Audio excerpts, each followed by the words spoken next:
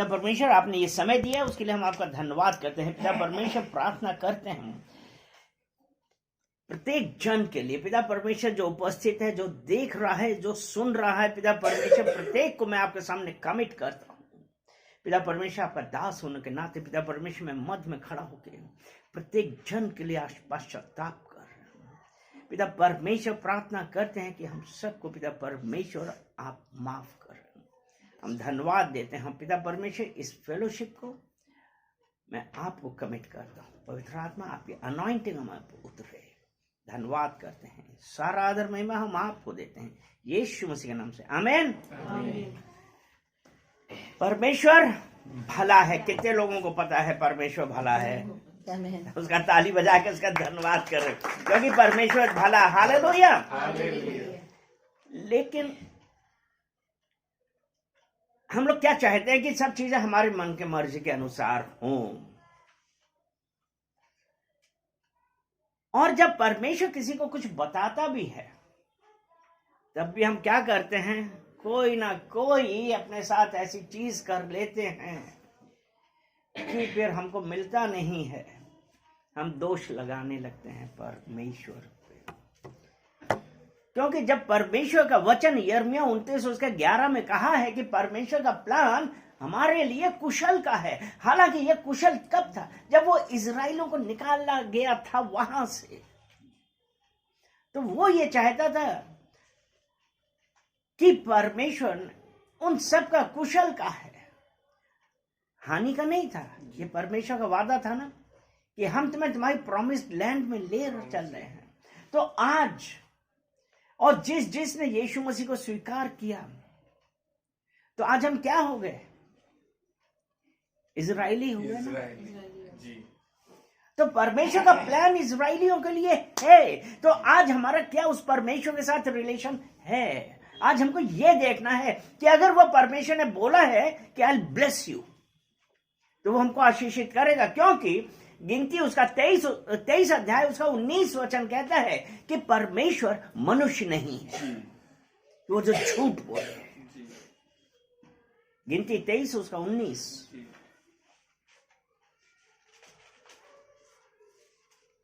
वो परमेश्वर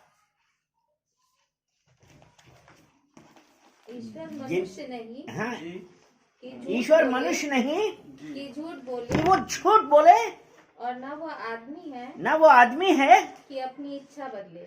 अपनी इच्छा बदले। वो परमेश्वर वो झूठ नहीं बोलता है। झूठ कौन बोलता है? झूठों का पिता जी। झूठों का पिता। तो अब हमको एक चीज ये बताओ, हम कितने मसीही लोग हैं? आज अगर हम ये पूछें कि सबसे बड़ा पाप क्या है, उत्पत्ति 3 में क्या था? औरत ने क्या किया था? बताइए, क्या किया था औरत ने? दोष लगाया। एक मिनट, तुमसे नहीं पूछ रहे, तुम्हें जो बात पता है हम डिस्कस कर चुके हैं। दोष लगाया हैं? दोष लगाया। दोष लगाया था, और वो फल भी तो खाया था। दोष किस पे लगाया था? सर्प पे, सर्प के ऊपर दोष अच्छा, लगाया। इन्होंने कहा सर्प पे दोष लगाया था और फल खाया था। तो वो क्या पाप था? उसने आज्ञा को तोड़ा। लेकिन सबसे पहला पाप क्या था? अगर हम उत्पत्ति 3 उसका 4 वचन पढ़ेंगे, तब सर्प ने स्त्री से कहा, तब सर्प ने स्त्री से कहा, तुम निश्चय ना मरोगे। एक मिनट, 3 का 3, 2 और 3 दोनों और पढ़ लो। स्त्री ने सर्प से कहा, स्त्री ने सर्प से कहा, इस वाटिका के वृक्षों के फल इस वाटिका के वृक्षों के फल हम खा सकते हैं। हम खा सकते हैं। मतलब स्त्री ने किसे कहा? सर्प से। सर्प जो सब पशुओं से सबसे धूर्त था। अब वो आया जब स्त्री के पास, तो स्त्री से उसने पूछा, तो वो कह रही है हम इस वाटिका का हर एक फल खा सकते हैं। पर जो वृक्ष वाटिका के बीच में है, जो वृक्ष वाटिका के बीच में है, उसके फल के विषय में परमेश्वर ने कहा है हाँ, कि ना तो तुम उसको खाना, ना तुम उसको खाना, ना छूना। मतलब जो बीच में है, जी, उसने कहा ना तो इसको खाना ना तो छूना, और ना छूना, नहीं तो मर जाओगे। नहीं तो मर जाओगे। यहाँ पे वो स्त्री ने सर्प को बतलाया जी, कि वो जो बीच में है, पेड़ लगा हुआ है, वृक्ष लगा हुआ है, और वो वृक्ष कौन था, वो कौन सा वृक्ष था। उत्पत्ति 2 और उसका 9 हम पढ़ें। जी, और यहोवा परमेश्वर ने भूमि से सब भांति के वृक्ष जो देखने में मनोहर और जिनके फल खाने में अच्छे हैं, पर यहोवा परमेश्वर ने भूमि पर हर भांति के वृक्ष और वो फल जो देखने में अच्छे और भले थे उगाए। वो किस लिए? क्योंकि उसने, परमेश्वर ने मनुष्य को कैसा किया था? अपने स्वरूप। अपने स्वरूप समानता में। अभी हम समानता में नहीं आए हैं, जी, स्वरूप में हैं। जी, परमेश्वर ने अपने स्वरूप और समानता में बनाया, जी, और उसको पता था कि ये भूखे ना रहे, हाँ, तो इसलिए फल, उसने वो वृक्ष लगाए। जी, वृक्ष लगाया। वो कहाँ? अदन की वाटिका में रखा था। हाँ, फिर आगे पढ़ो। और वाटिका के बीच में जीवन के वृक्ष वाटिका के बीच में जीवन का वृक्ष को और भले या बुरे के ज्ञान के वृक्ष यानी को भी कि लगाया। यहाँ पे उसने दो वृक्ष, एक तो जीवन का और भले और बुरे का। तो इसी ही इन दोनों वृक्ष के लिए उस स्त्री ने सबसे बोला कि इनके फल न खाना, क्योंकि उसको ये पता था, जब उसने कहा था ना कि अगर इसको छुओगे या खाओगे तो मर जाओगे, अर्थात उसके आत्मिक। लेकिन सर्प ने यहाँ क्या कहा? निश्चय तुम ना मरोगे। तो सर्प ने क्या किया? परमेश्वर ने कहा खाओगे तो मर जाओगे, और यहाँ सर्प ने क्या कह रहा है? तब सर्प ने स्त्री से कहा, तुम निश्चय ना मरोगे। उसने क्या किया था? झूठ बोला। तो सबसे बड़ा पाप कौन सा है? झूठ। झूठ। मतलब जी, फल खाया उसने, ये नहीं है। सर्प ने झूठ बोला। जी। आज हम में से कितने लोग झूठ बोलते हैं, और जो झूठ बोलते हैं उनका हाल क्या होता है? प्रकाशित वाक्य 22 और उसका 15 वचन हम देखते हैं कि झूठ बोलने वाले का हाल क्या होता है, वो कहाँ जाते हैं। 21 का 8 भी पढ़ लेना, 22 का पर कुत्ते अटून हैं। है। एक मिनट क्या? 22 का 15। हाँ, क्या है? पर कुत्ते अटून हैं, कुत्ते अटून हैं और व्यभिचारी, और हत्यारे, मूर्ति पूजक, और हर एक झूठ का हर चाहने एक वाला, झूठ का चाहने वाला और गढ़ने वाला। मतलब हमने को झूठ पसंद भी है और हम झूठ गढ़ भी रहे हैं, हम बोल भी रहे हैं। हाँ, बाहर रहेगा। अब 21 और उसका 8 पढ़ो। प्रकाशित वाक्य 21 और 8। परंतु डरपोकों और अविश्वासियों, किसको?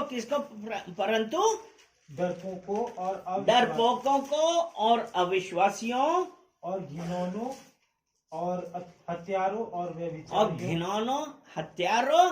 और व्यभिचारियों, और टोनहों और मूर्ति पूजकों, और सब झूठों का भाग सब झूठों का, यानी कि जो झूठ बोल रहे हैं, झूठ सुन रहे हैं, सब झूठों का भाग कहाँ पे है? तो सब सुनने वालों सचेत हो जाइए, और क्योंकि झूठों का भाग कहाँ पे है? उस झील में मिलेगा, उस झील में मिलेगा जो आग और गंधक से जलती रहती है, जो आग और गंधक से जलती रहती है। यीशु मसीह को स्वीकार करा है, लेकिन अगर हम तब भी झूठ बोल रहे हैं तो क्या कोई फायदा है? क्योंकि झूठ बोलने वाला आग और गंधक की झील में, और दूसरा- जहां पे ऐशो आराम नहीं है, जी और ये दूसरी मृत्यु है। और ये कितनी पीड़ादायक होगी, सोच के देखिए।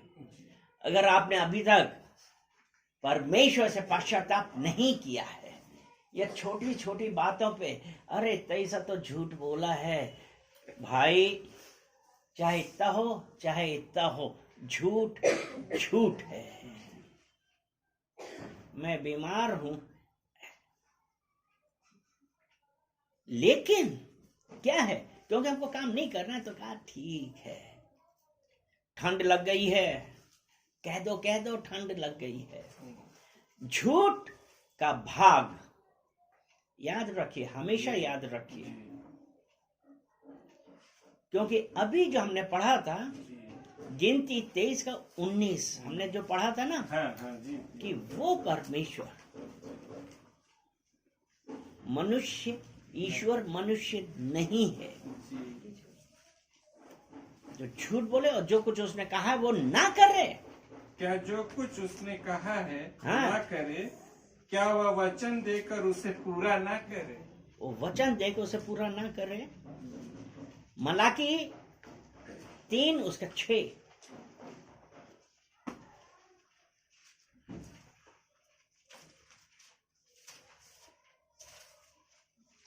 क्योंकि मैं यहोवा बदलता नहीं, मैं यहोवा बदलता नहीं हूँ। जी इसी कारण हाँ, हे याकूब की संतान, तुम इसी नष्ट कारण नहीं हुए। हे याकूब की संतान, तुम नष्ट नहीं तुम नष्ट नहीं हुए हैं। पश्चाताप करिए।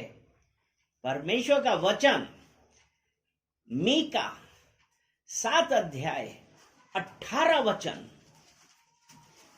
ये कहता है कि तेरे जैसा परमेश्वर कहाँ, तेरे समान ऐसा परमेश्वर कहाँ तेरे है, समान ऐसा परमेश्वर कहाँ है जो अधर्म को क्षमा करे जो अधर्म को क्षमा करे और अपने निज भाग के बचे हुओं के और अपने निज भाग के बचे हुए अपराध को ढांप दे।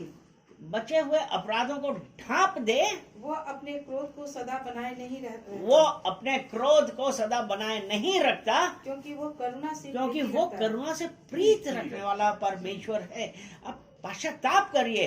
पहला यूहन्ना की पहली पत्री उसका पहला अध्याय उसका 9 वचन हम देखेंगे।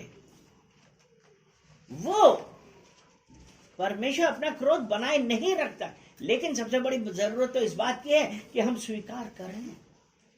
यदि हम अपने पापों को मान लें, हाँ बस एक मिनट, यदि हम अपने पापों को मान लें, एक ये बहुत बड़ा क्वेश्चन है, कितने लोग पापों को मानते हैं? मैंने तो कोई गलत नहीं किया, हम जस्टिफाई करने लगते हैं। हम अपने आप को स्वयं को सही सिद्ध करने के लिए 4 झूठ और जोड़ देते हैं। लेकिन वो परमेश्वर कहता है यदि हम अपने पापों को मान लें, हम ये कहें कि हमसे गलती हुई है, हम उसे किया है, आप छोटे नहीं हो जाएंगे। हो सकता है ये जो दुनिया वाले हैं ना, आप उनकी निगाह में छोटे हो जाएंगे, लेकिन परमेश्वर की निगाह में, क्योंकि परमेश्वर, हाथ यहीं पर रखना, यिर्मयाह 17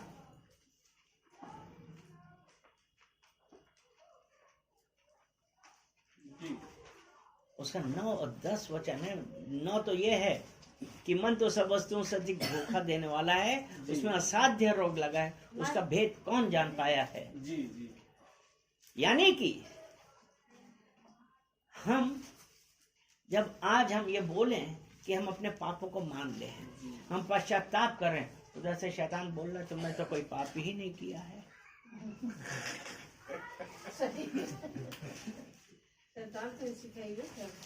और हम क्यों मान लेते हैं? क्योंकि अभी तक हमने परमेश्वर से ऐसी प्रार्थना नहीं करी है कि परमेश्वर मेरे अंदर भांपने वाली आत्मा हो, स्पिरिट ऑफ डिसर्नमेंट। पिता परमेश्वर हमको चाहिए जिसे मैं ये देख सकूं या भांप सकूं कि वो किस प्रकार से है। क्योंकि हमें दिमाग में आया और हमको कोई इसमें गलत नहीं लग रहा है, क्योंकि उसमें असाध्य रोग लगा है। हम जस्टिफाई कर रहे हैं। नीति वचन 16 उसका 25। ऐसा भी मार्ग है जो मनुष्य को सीधा देख पड़ता है, सीधा देख पड़ता है, परंतु उसके अंत में मृत्यु ही मिलती है। उसके अंत में मृत्यु है। हमारे मन ने, हमारी संगति किसके साथ है?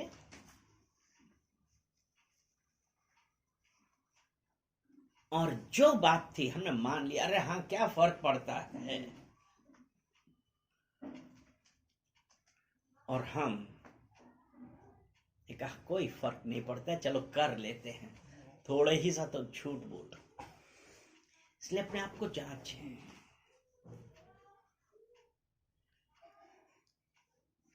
भजन संहिता 119 उसका 37, 119:37।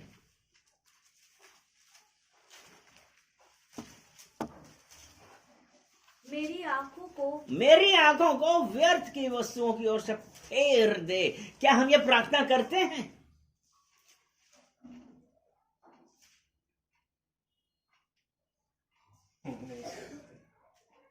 अगर हम ये प्रार्थना नहीं करते हैं,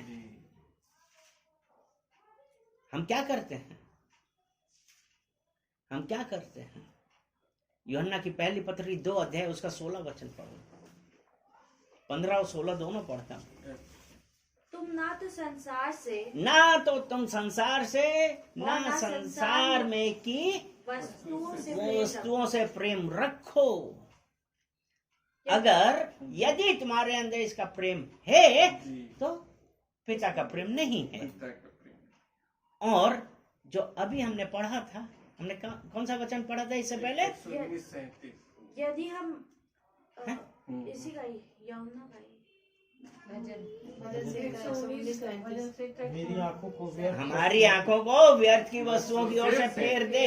हमने ये पहली लाइन है ना। तो अब व्यर्थ की वस्तुओं की ओर से फेर दे। अब हम फिर आए यूहन्ना की पहली पत्री उसका 2 अध्याय उसका 15 वचन था। 15 वचन क्या था? तुम ना तो संसार। और ये कहां से आ रहा है? आंखों से। तो इसलिए कि अगर हमारे अंदर संसार की वस्तुओं से प्रेम है तो हमारे अंदर पिता का प्रेम नहीं है। और 16 वचन क्या कहता है कि आंखों की अभिलाषा, यानी कि झूठ बोलते हमने क्या किया? हम सांसारिक रीति से हर चीज को देख रहे हैं, और जो देखते हैं वो मन में घर करता है। और याकूब 4 उसका पहला वचन है। हम जब देख रहे हैं तब ये क्या होता है? क्योंकि अभिलाषा आ गई है ना, आंखों की अभिलाषा, जीविका का घमंड। पढ़ो। तुम में लड़ाइयाँ और झगड़े कहाँ से आ गए? क्या उन सुख विलासों से? यानी कि ये हमारे आंखों की अभिलाषा इसलिए है कि तुम में लड़ाई झगड़े कहाँ से आ गए? क्या उन सुख विलासों से नहीं जो तुम्हारे अंगों में लड़ते भिड़ते हैं? और जब लड़ते भिड़ते हैं, हम अपने आप को झूठ बोलने से रोक नहीं पाते हैं। इसलिए आज चलिए हम लोग परमेश्वर से ये प्रार्थना करेंगे, परमेश्वर हमको हमारे विचार, जो हमारी सोच, हमारी आंखों, जिसकी वजह से मैं आपसे दूर हुआ, क्योंकि मैं संसार की वस्तुओं की ओर मुड़ा, उसके लिए हम पश्चाताप करते हैं। और वो परमेश्वर, अब हम यूहन्ना की पहली पत्री उसका पहला अध्याय उसका 9 वचन आप पढ़ेंगे। यदि हम अपने पापों को मान लें तो वो हमारे पापों और हमारे सब अधर्मों को क्षमा करने में विश्वास योग्य है। हालेलुया। आज हम क्या तैयार हैं कि हम पाप अपने माने। जी ये सबसे कठिन चीज होती है जी कि अपनी गलती मानना। तो आज अगर हमको उस परमेश्वर के पास रहना है, परमेश्वर के पास जाना है, अपनी आंखों को व्यर्थ की वस्तुओं की ओर से फेर दे। उसका 19 का वो पूरा पढ़ो, 119 का 37। मेरी आंखों को व्यर्थ वस्तुओं की ओर से फेर दे, तो अपने मार्ग में मुझे जिला। हमको ये प्रार्थना करनी है। विलाप गीत 3 उसका 40 वचन, हमारी आंखों को व्यर्थ की वस्तुओं की ओर से फेर दे। पिता मुझमें इसमें सहायता करिए।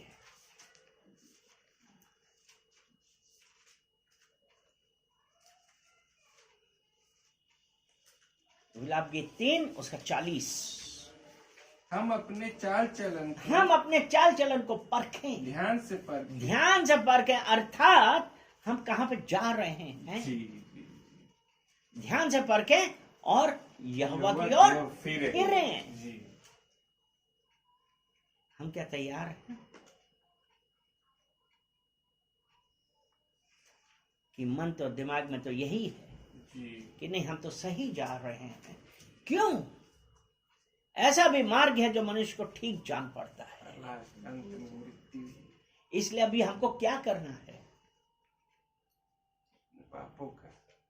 अपने पापों को मानना, और पश्चाताप करना और संसार में की वस्तुओं से ध्यान हटाना है, प्रभु की ओर ध्यान लगाना। यस, 1 कुरिन्थियों 6 अध्याय 17 वचन।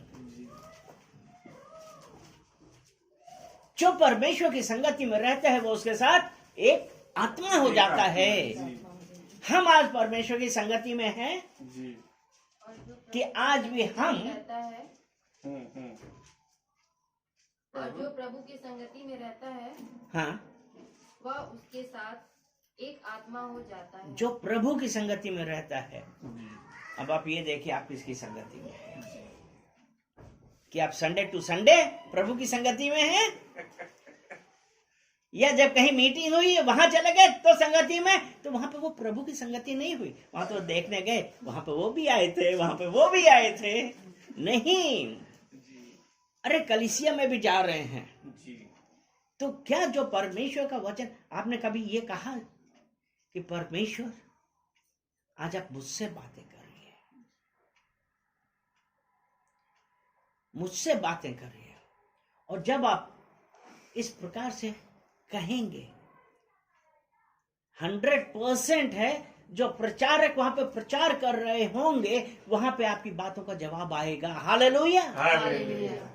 तो इसलिए इधर उधर नहीं देखना है, फोकस उस पे करना है, संसार में कि नहीं, वरन स्वर्गीय वस्तुओं पर ध्यान लगा। आज हम किसको देख रहे हैं? आज हम किसको देख रहे हैं? एक लास्ट वचन हम और पढ़ लेते हैं। नीति वचन 18 उसका 10। यहोवा का नाम दृढ़ गढ़ है, यहोवा का नाम दृढ़ गढ़ है, धर्मी उसमें भाग कर सब दुर्घटनाओं से बचता है। धर्मी उसमें भाग कर। आज हम क्या धर्मी हैं?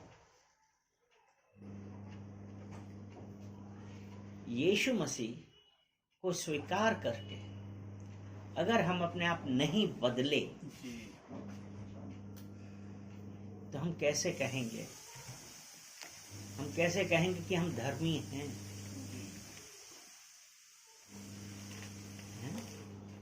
क्योंकि हम, चलिए जल्दी से 1-2 वचन और निकाल लेते हैं, क्योंकि यहाँ धर्मी की बात आई है। एजेकियल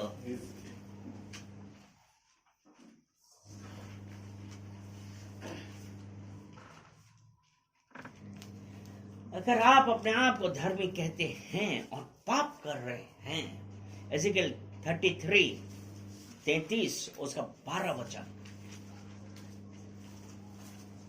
हे मनुष्य के संतान, हे मनुष्य के संतान, अपने लोगों से यह कह, अपने लोगों से यह कहे, जब धर्मी जन अपराध करे तब उसका धर्म उसे बचा ना सकेगा। जब धर्मी जन अपराध करे तो उसका धर्म उसे बचा ना सकेगा। आप ये सोचें, अरे नहीं, मैंने तो यीशु मसीह को स्वीकार किया है तो हम बुलेट प्रूफ हो गए, फुल प्रूफ हो गए, तो अब हमारे को कुछ नहीं होगा। लेकिन यहाँ पे ये कहता है, यदि धर्मी जन अपराध करे तो उसका धर्म उसे बचा ना सकेगा। यही बात रोमियो 1 उसका 18 वचन कहता है कि परमेश्वर का क्रोध स्वर्ग से उन लोगों पर प्रकट होता है जिन्होंने धर्म को अधर्म से दबा दिया है।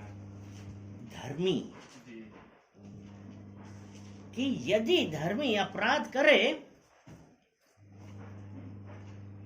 धर्मी जन अपराध करे तो उसका धर्म उसे बचा ना सकेगा। इसलिए आज हम अपने आप को जांचें, पश्चाताप करें, क्योंकि जब हम बहुत ज्यादा धर्मी बनने लगते हैं ना तो हम रीति रिवाजों में फंस गए। और यीशु मसीह आया किस लिए? हमको रीति रिवाज से छुड़ाने के लिए आया, परंपराओं से छुड़ाने के लिए आया। क्योंकि जब हम परंपराओं में फंस जाते हैं तब हम भय में रहते हैं कि अगर हमने ये नहीं किया तो पता नहीं हमको पाप लगेगा। किस बात का पाप? यीशु ने अपना लहू बहा के आपको स्वतंत्र किया है। इसलिए पश्चाताप करें। बहुत सारी चीजें हम लोगों ने करी है, पश्चाताप करिए। क्योंकि सब कुछ करने के बाद भी अगर हम अपनी इस छोटी सी जबान पे कंट्रोल ना कर पाए, अपनी हरकतों पे कंट्रोल ना कर पाए, तो हर एक बात का न्याय होगा, जैसा कि सभा उपदेशक 12 उसके 14 में लिखा है। इसलिए अपने आप को जांचें।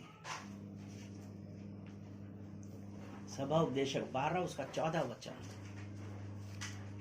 क्योंकि परमेश्वर सब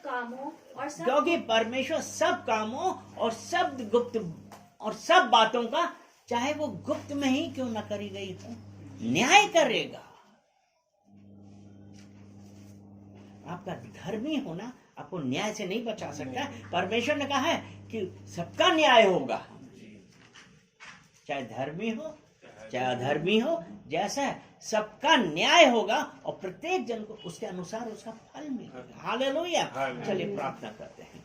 धन्यवाद धन्यवाद धन्यवाद पिता परमेश्वर, हम आपका धन्यवाद करते हैं इस सुंदर समय के लिए। हम आपका धन्यवाद करते हैं पिता परमेश्वर, जो आज आपने हम लोगों से एक बार फिर बतलाया कि हम अपने आप को, अपना जीवन बदलें। और पिता परमेश्वर, जो झूठ एक जो छोटी सी चीज दिख रही थी पिता परमेश्वर, कि उसका अंत इतना बुरा है। पिता परमेश्वर, प्रार्थना करते हैं प्रत्येक जन के लिए प्रार्थना करता हूं पिता परमेश्वर। और मैं पश्चाताप करता हूं कि पिता परमेश्वर उनको माफ करिए। पिता परमेश्वर, आपने कहा कि मैं तुम्हारे पाप सदैव याद नहीं रखता, क्योंकि मैं करुणा से प्रीत रखने वाला परमेश्वर हूं। आपने कहा कि मैं तुम्हारे सारे पाप माफ कर दूंगा और तुम्हें सारे अधर्म से बचा लूंगा। पिता परमेश्वर, प्रत्येक जन को छुइए। पिता परमेश्वर, पवित्र आत्मा, प्रत्येक जन से आप बातें करिए और बतलाइए कि आप प्रेम है, आप सबसे प्रेम करते हैं। पिता परमेश्वर, धन्यवाद देते हैं। प्रत्येक जन को मैं आपको कमिट करता हूं, इस फेलोशिप को, इस सुंदर समय के लिए जो आपने पिता परमेश्वर सहायता करी, उसके लिए हम धन्यवाद करते हैं। सारा आदर महिमा हम आपको देते हैं, यीशु मसीह के नाम से। आमीन आमीन आमीन।